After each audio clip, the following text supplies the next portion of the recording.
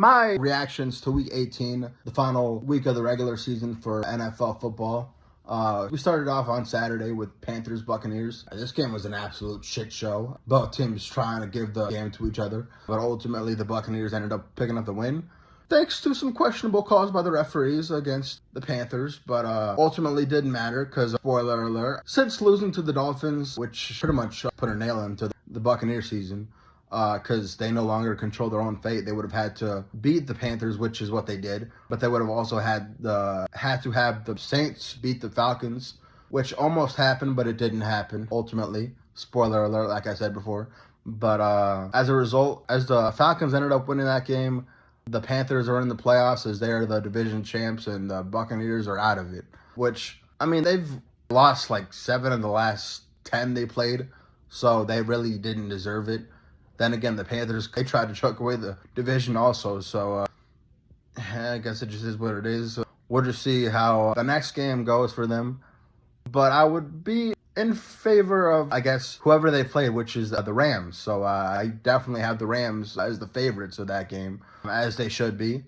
But we'll just have to wait and see, you know?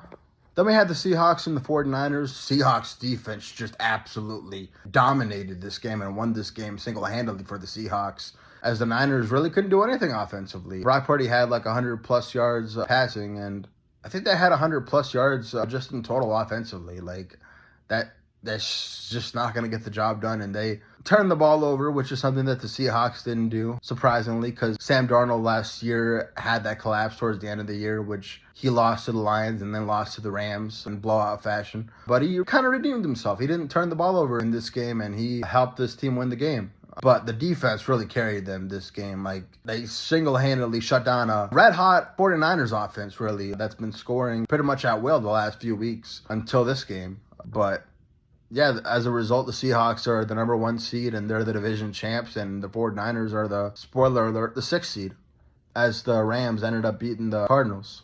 Then Sunday, we had Saints-Falcons. We had the Saints almost winning. The Falcons' defense did their part, because the Saints, they almost came back. They would have had to get the onside kick, which they ultimately failed on, so they just couldn't pick up the win. But the Falcons held on, and as a result, the Panthers are in the playoffs now, and the Buccaneers are back home. Browns-Bengals, we had Myles Garrett break the sack record. Congratulations to him. Definitely wasn't easy. Worked his ass off to get it, but ultimately was able to get the job done and pick up the 1 sack against Joe Burrow, which is all he needed to break the record. And Joe Burrow continues to struggle against the Browns as they lose this game at home to the Cleveland Browns. And Shedeur Sanders had a decent game. He didn't have like the best game, but he had a decent game. Packers-Vikings. Packers continue to slide as they've lost the last 4 games of the regular season, limping into the playoffs as they face the Bears on the road in Chicago. And the Vikings, they end the season off on a 5-game winning streak, so great for them, you know. Managed to dig themselves out of the basement of the division as the Lions ended up ultimately finishing off with the worst record in that division, despite the fact that they had a 9-8 record, because they beat the Bears in Chicago. Surprisingly, shockingly to me. But yeah, great for the Vikings finishing the season off strong. Cowboys-Giants. The Giants upset the Cowboys. I don't think they played Dak Prescott in this game, honestly. Could be wrong. But the Giants, they won the last 2 games, and they didn't have a great season this year at all. But the one thing I will say is they got a bright future. They got a bright future as long as Jackson Dart, Cam Skattebo, and Malik Neighbors are able to stay healthy next year. I predict them to make the playoffs next year if they're healthy. But we'll see, you know. But good game for them. For the Cowboys, yeah, not so much.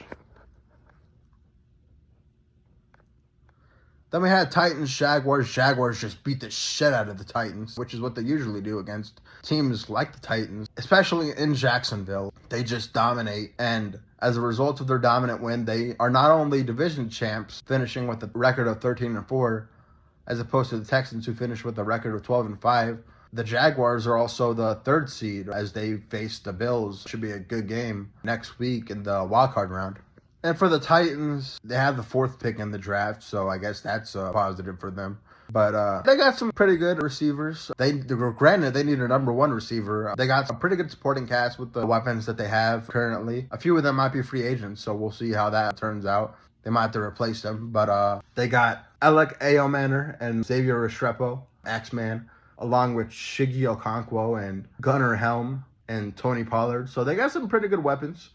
They still need a number one, in my opinion. I don't think Calvin Ridley's that guy, but that's just my opinion. But they got to rebuild their defense, most definitely. That's definitely an issue for them. And offensively, the offensive line has to be rebuilt also. So there's that. But they got their quarterback, and they got a few pretty good weapons. So it's a start, you know. Colts-Texans. Texans almost lost to the Colts, but they were able to pull off the win. Ended up beating them 38-30, actually. Riley Leonard had a pretty good game for the Colts, but unfortunately, they just weren't able to pick up the win against the Texans. But for the Texans, I think they started the season off, if I'm not mistaken, I think 3-5. They finished the season off, I think, on a 9-game winning streak, which is impressive as hell. So they definitely been on a roll, but it just wasn't enough to overtake the Jaguars in the division, as they are now the 5th seed, heading into a very winnable game against the Steelers, but we'll just have to wait and see, you know? Then we had the Bills just absolutely shitting on the Jets, 35-8. It was an absolute bludgeoning by the Bills against the Jets. Gangrene, the New York Jets, they're in rebuild mode, and the Bills, they are legitimate contenders. So the score makes sense, but as a Jets fan, if you're a Jets fan, it must be just horrible, you know, ending the season off the way you did. But I guess there's a bright spot, you know. They got the 2nd pick in the draft, so you can get a quarterback in Dante Moore. But we'll see, you know. I've been watching football since the 2015-2016 season, so they're the one team that has never made the playoffs for as long as I've been watching football. So it would be nice to see them at least once in the playoffs, you know, but we'll see if that happens and when that happens. But Bills now play the Jaguars in Jacksonville, and that should, like I said, that should be a good game. Then we got the Lions versus the Bears. A very unfortunate game for the Bears, as they just did not show up in this game. Waited till the 4th quarter to try and make a comeback, and it just wasn't enough. They're asking too much if that's what you're going to continue to do, is wait till the 4th quarter to come back. But Lions, they shocked me in this game. I don't know if I like them winning this game because they're 9-8. Could have been 8-9 and had a better draft pick. But see, they can't even take correctly, man. I'm joking. Kind of. But the point is, Lions had a bounce back game. It would have been nice if they had played like this against the Vikings last week as a Lions fan. But it is what it is. The Bears are kind of limping into the playoffs as they've lost the last 2 games of the regular season. So not good for them, but we'll see, you know. Chargers, Broncos. Broncos played the Chargers, who were resting their starters. Justin Herbert didn't play in this game, but the Broncos defense really showed up. They held the Chargers to just 3 points. So yeah, they had another dominant game, and the Broncos offense didn't really have to do too much, honestly, because the Broncos defense really just was stout against Chargers offense, which was missing Justin Herbert. But that's besides the point. The point is they dominated this game defensively, and they're now the number 1 seed with the win, and the Chargers are the 7th seed because they play the Patriots, who are the 2 seed. Chiefs, Raiders, this was a shit show. The Raiders ended up beating the Chiefs, which I kind of expected. Well, let me clarify what I mean by that. I didn't really expect the Chiefs to just flat out win this game, honestly. They did not look good the last few games. I mean, yeah, they had a pretty good showing against the Broncos last week, but then again, the Broncos didn't have their best game of the season against the Chiefs. But yeah, the Chiefs were just wanted to finish the season off with positive, but they just couldn't, as they missed the field, or I think the Raiders kicked the field goal to win the game. And yeah, the Chiefs did what they could to win the game, but it just wasn't enough. Cardinals, Rams, yet the Rams beat the Cardinals in a dominant way, 37-20. Rams went up in the game, and then the Cardinals kind of came back as they took the lead. Then the Rams ran away with the rest of the game as they just overwhelmed the Cardinals. Jacoby Brissett he's been trying recently. It hasn't been because of lack of trying from Jacoby Brissett and the Cardinals why they've failed this season. But the Rams, they're heading into the playoffs on a great note, not counting the last game against the Falcons, because that game was just bad for the Rams. Even though they did almost come back in that game after being down at 21-0 after the first half, they did almost come back and win that game. So good for them, but they just lost that game. But then they did bounce back against the Cardinals. So it's a positive thing. Dolphins, Patriots. The Patriots bludgeoned the Dolphins 38-10 as the Dolphins were not playing Tua the last few weeks. They wanted to see what they had in Quinn Ewers. And Quinn Ewers, he hasn't looked terrible, but I don't know if he's the answer for the Dolphins. But the Patriots, they're heading into the playoffs on a great note, won the last 2 games, came back against the Ravens last week, and then destroyed the Dolphins yesterday. So they're heading into the playoffs on a high note as the 2 seed. Commanders, Eagles. The Commanders upset the Eagles, who were not playing their starters, basically, the second half. As there's not much I could say about this game, other than the fact that Josh Johnson looked pretty good. The Eagles, not so much. Like I said, they weren't playing their starters in the second half, so that's part of the reason why they probably didn't look good. But then again, with the Eagles, I don't know what to think about them, because they have an excellent defense, but the problem is I just don't trust them offensively to do anything in the playoffs. So we'll just have to wait and see. Perhaps they prove me wrong, perhaps not. We'll see. Yeah, I just don't know if I trust the Eagles offense and Kevin Patullo, but that's just my personal opinion. Then we had the Ravens versus the Steelers, as the Steelers picked up the win in this game. It was kind of a snore fest until like the fourth quarter, which is where it really picked up.